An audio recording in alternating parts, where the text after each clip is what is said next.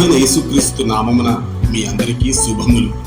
ఈనాటి ధ్యానాంశము దినవృత్తాంతములు 2వ గ్రంథము 28వ అధ్యాయము 22వ వచనం.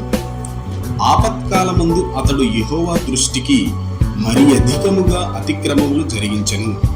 అట్లు చేసిన వాడు ఈ ఆహాజు రాజే. ప్రియ దేవుని బిడ్డలారా, కష్టములు వచ్చినప్పుడు ఎవరైనా ఎంతో జాగ్రత్తగా ఉండాలి. శ్రమ కలిగినప్పుడు దారి తొలగకుండా, తప్పుడు మార్గములో పయనించకుండా చాలా జాగ్రత్త పడాలి. దేవునినే నమ్ముకున్న వ్యక్తి ఏ శ్రమ వచ్చినా, ఏ కష్టం వచ్చినా దేవునినే ఆశ్రయిస్తాడు. దేవుని యందు, మన ప్రభు అయిన యేసుక్రీస్తునందు విశ్వాసం ఉంచని వ్యక్తి కష్టాలు కలిగినప్పుడు, ఆపదలు ఎదురైనప్పుడు మరి ఎక్కువగా దారి తొలగిపోతాడు. మనం చదువుకున్నటువంటి వాక్య భాగాన్ని గమనిస్తే, రాజైన ఆహాజు తన యొక్క రాజ్యము ఎదోమీయుల వలనను ఫిలిష్తీయుల వలనను ఇబ్బందులకు గురవుతుండగా, ఆ ఇబ్బందులలోను ఆపదలు ఎదుర్కొంటున్నటువంటి పరిస్థితులలోను అతని ప్రవర్తన ఇంకా చెడ్డదిగాను, దేవుడైన యెహోవాకు నచ్చనిదిగాను మారుతూ వచ్చింది. అలా రాజైన ఆహాజు ఆపత్కాలమందు దేవుడైన యెహోవా దృష్టికి ఇంకా ఎక్కువగా అతిక్రమములు జరిగించాడు. గమనించండి ప్రియ విశ్వాసులారా, ఈనాడు దేవుని బిడ్డలుగా, మన ప్రభు అయిన యేసుక్రీస్తు యొక్క విశ్వాసులుగా అన్యుల చేత పరిగణింపబడుతున్న అనేక మంది కూడా వారి కష్టకాలములలో మరి అధికముగా దారి తొలగిపోయేవారుగా కనిపిస్తున్నారు అనేది ఎంతో విచారించదగిన విషయం. వారెందుకు ఆ విధంగా ప్రవర్తిస్తున్నారు అని మనం ఆలోచన చేస్తే, కష్టకాలాలలో మన ప్రభు అయిన యేసుక్రీస్తు యొద్ద నుండి కాకుండా మరెక్కడి నుండో సహాయము వస్తుందని నమ్మి వాటిని ఆశ్రయించడము అని మనం కనుగొనవచ్చు.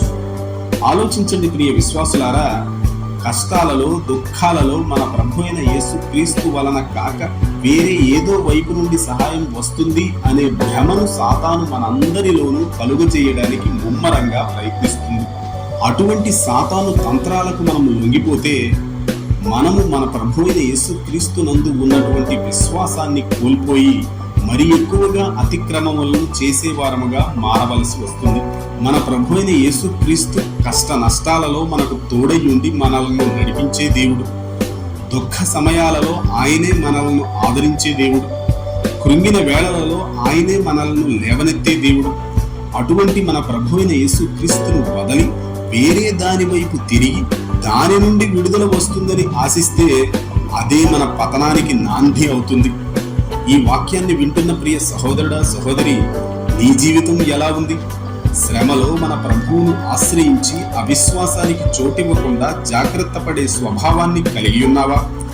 లేక బాధ కలిగిన వెంటనే అవిశ్వాసానికి చోటిచ్చి లోక సంబంధమైన శక్తుల చేత నడిపింపబడి భక్తిలో పడిపోయే స్థితిలో ఉన్నావా? ఒక్కసారి ఆలోచించుకో.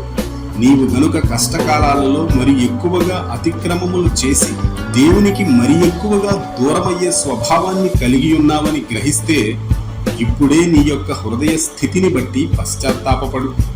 మనస్సును సరిచేసుకుని మన ప్రభు అయిన యేసుక్రీస్తునకు ఇష్టడవుగా ఆయన కృపలో వర్ధిల్లు.